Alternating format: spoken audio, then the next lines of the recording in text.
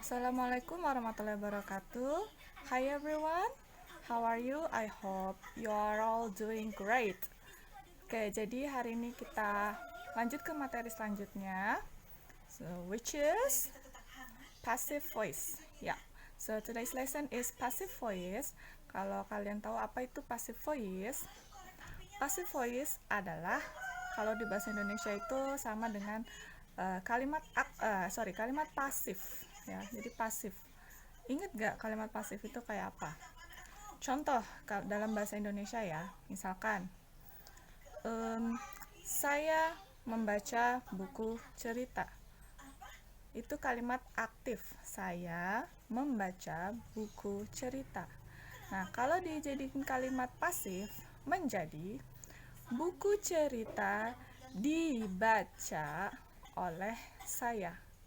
Ya, jadi itu yang dimaksud dengan kalimat pasif ya. Jadi sampai sini pengertiannya insya Allah paham. Hanya itu maksudnya untuk membedakan apa sih passive voice, apa itu kalimat aktif dan kalimat pasif. Jadi pengertiannya adalah kalimat pasif itu to show interest in the person or object that experiences an action rather than perform the action. Nah, sedangkan kalau dalam bahasa Inggris, passive voice ini tergantung dengan tensesnya, tergantung grammarnya, apakah dia simple past, simple present, or simple future, present continuous, etc. Jadi setiap tenses itu mempunyai rumus yang berbeda-beda. Contoh, let's move to the first or the easiest tenses, simple present. Contoh kalimat aktifnya, the example of the active sentence is we drink a glass of milk in the morning. Itu kalimat aktif ya. And then how we change it into passive voice. Jadi objek yang ada di kalimat aktif dipindahkan ke depan menjadi subjek di kalimat pasif. Jadi kita lihat kalimatnya tadi, we drink a glass of milk in the morning. Which one is the subject? Which one is the object? Yang mana objeknya?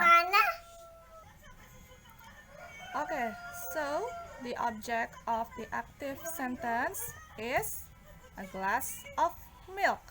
Jadi yang a glass of milknya itu kalian pindahin ke depan menjadi a glass of milk is drunk by us.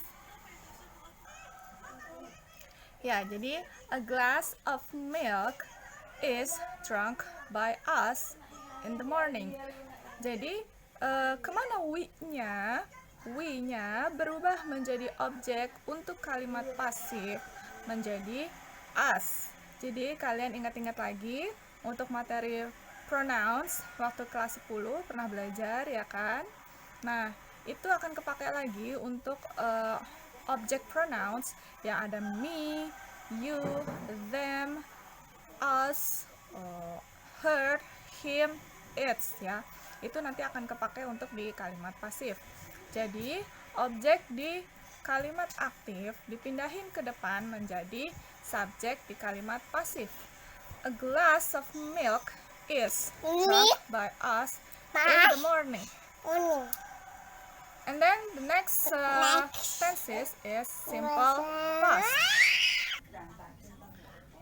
Untuk contoh selanjutnya kalimat simple past, the thief stole the woman's purse. Kita lihat lagi di situ kalimatnya. Yang mana yang objeknya? Which one is the object of the active sentence? Yaitu adalah the woman's purse, atau dompet si wanita. Kita pindah ke depan untuk diubah menjadi kalimat pasif menjadi the woman's purse was stolen by the thief. Misalkan last night, itu ada keterangan waktunya ya, terserah mau ada keterangan waktu boleh, mau nggak ada juga apa-apa, bisa keterangan waktu atau keterangan tempat. Jadi objeknya dipindahin ke depan yaitu berupa the woman's purse. kita pindahin ke depan. Nah, kemudian ada to be-nya yaitu was. Sedangkan untuk tadi yang present itu to be-nya is. Jadi, untuk rumus yang simple ini, simple present dan simple past, itu sama rumusnya, yaitu subject plus to be plus verb 3. Jadi, verb ketiga dari kata kerja yang dipakai itu apa? Nah, untuk to be-nya itu bisa kalau yang present itu tentu bisa is, bisa are ya. Tergantung itu dari jumlah si subjeknya. Misalnya kalau kayak tadi a glass of milk, segelas susu, itu jumlahnya hanya satu kan? Berarti kita menggunakan is. A glass of milk is drunk by us. Kemudian kalau yang simple past itu ada dua tensesnya, to be-nya itu ada was dan juga were. Tergantung. Nah, kalau tadi kan di contoh kalimat yang ini the woman's purse jumlahnya satu kan, bukan the woman's purses. Kalau dompetnya banyak ya berarti kita pakai were. Karena dompetnya hanya satu, kita pakainya was. The woman's purse was stolen by the thief. Dompet si wanita itu dicuri oleh perampok. Itu terjemahannya. Untuk selanjutnya yaitu tenses masih yang simple, yaitu simple future. Nah, ingat kalau future itu pasti ada kata will. Oke, kita ke contoh kalimatnya. I will read the book for my brother. Saya akan membacakan bukunya untuk adik saya.